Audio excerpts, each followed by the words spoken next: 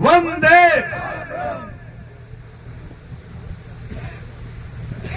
शहीदों की चिताओं पर हर वर्ष यूं ही लगेंगे मेले। शहीदों की चिताओं पर हर वर्ष यूं ही लगेंगे मेले। वतन पर मिटने वालों का यही आखिरी निशा होगा। किसी व्यक्ति ने लिखने को तो दो लाइनें लिख दी। वर्मा साहब और जनरल साहब आपसे निवेदन करना चाहता हूं, हम पे एक बड़ी समस्या आई। झुंझुनू उदयपुर वाटी विधानसभा झुंझुनू से लेकर निकलकर नीम का थाना में जाएगी। मैंने मात्र झोली फैलाकर अलग जगाई, गांव गांव ढाणी ढाणी में गया। मैं फक्र और गर्व के साथ कहता हूं, उदयपुर वाटी की माताएं नहीं होती तो आज हम लोग नीम का थाना के पहाड़ों में चक्कर काट रहे होते। ये मात्र इनकी वजह से हुआ है, इसलिए इनको अधिकार पूर्वक कह सकता हूं। जब भी निवेदन करता हूं, ये कोई तो तलवार लेकर आता है, ये झेड़ियां लेकर मेरे साथ आती हैं। इसलिए आप एक बार 2 मिनट बैठ जाओ, आपको सुनना चाहिए। मैं चर्चा ये कह रहा था कि आज अगर भारत की सीमाओं को सुरक्षित करने वाले किसानों के बेटे खड़े हैं तो उनका जीने का अधिकार यहां भी है। उनको मान सम्मान यहां भी मिलना चाहिए, और मान सम्मान मिलना चाहिए तो आपको एक निवेदन करना चाहता हूं। एक कवि ने लिखा है, आपसे गलती होगी, कहीं गलत जगह पे बटन दब गया, कोई माना नहीं रखता। फिर एक कवि ने लिखा है कि पूछ कर अश्क अपनी आंखों से मुस्कुराओ तो कोई बात बने।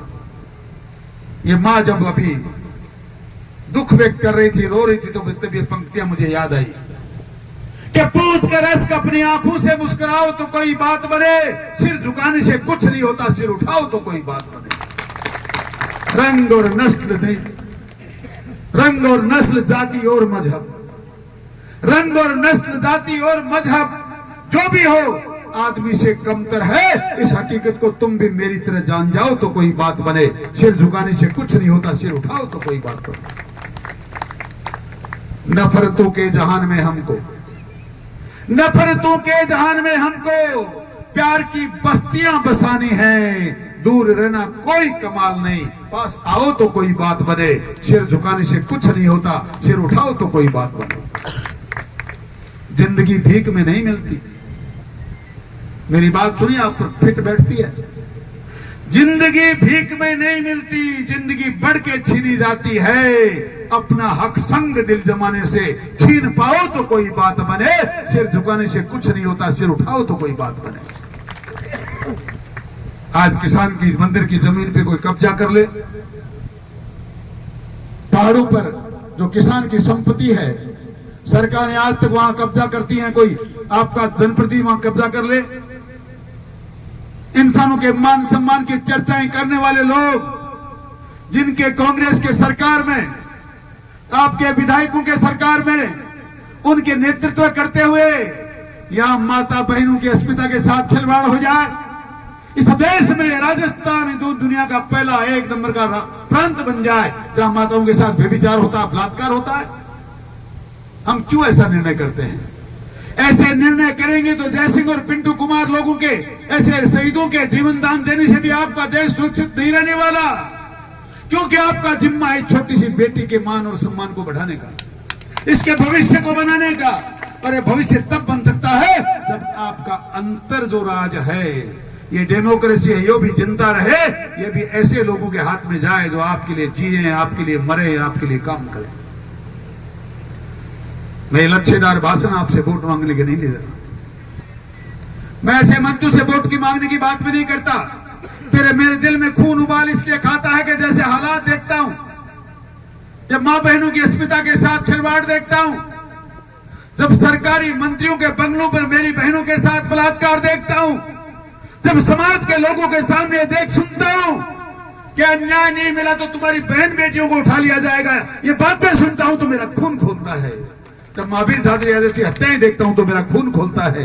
इसलिए जीने का कोई मकसद बचता नहीं, जीने का कोई मकसद बचता नहीं। मैं तो अपने आप को आपके हवाले करता हूं, जिस प्रकार अमर सिंह, जयसिंह और पिंटू ने मां भारती के हवाले कर दिया। ए मेरे किसान बुजुर्गों, ए 36 कौम के लोगों, ए मेरी माताओं बहनों, आपका मान और स्वाभिमान अगर जिंदा नहीं रहे तो मैं तो अपने आप को आपके दिल पैरों में निछावर करना चाहता हूं। जीने की कोई ज्यादा शेष जरूरत रही नहीं। निर्णय करना सीखो, परिवर्तन लाना सीखो, अपने और गैरों को पहचानो। ये निर्णय जब तक आप नहीं करेंगे तब तक कितनी ही मूर्तियां हम लगा दें, कितने हमारे बेटे और भाई शहीद हो जाएं, मां भारती के साथ न्याय तब तक नहीं होगा जब तक आप लोग जागोगे नहीं और अब न्याय करना सीखोगे नहीं। मैं आज के इस कार्यक्रम में 3-2 बातें आपको सुना सकता था, समय बहुत नजदीक आ चुका है।